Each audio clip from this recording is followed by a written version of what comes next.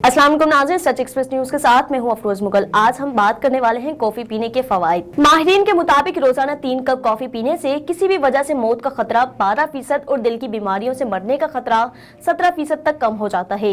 Hungary की Samuel university के महक़क़ीन ने कॉफी पीने की आदतों, हार्ट अटैक और फालिज के वाक़यात के माबेन वाबस्तगी की छानबीन की। तहकीकात के दौरान उन्होंने पाया गया दरमियाने दर्जे की कॉफी का इस्तेमाल फालिज के खतरे को कॉफी ना पीने वाले लोगों के मुकाबले में 21% कम कर सकता है।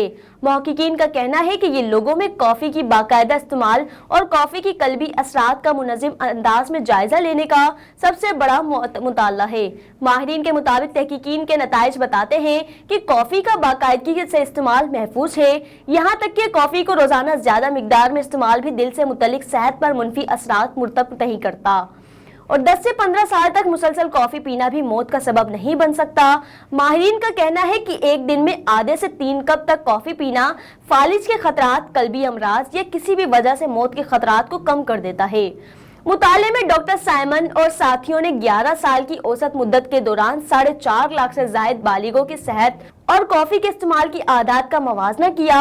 मुताले के आगाज में शुरा में से किसी को दिल की कोई बीमारी नहीं थी और उन शुरा की औसत उम्र 56 साल थी।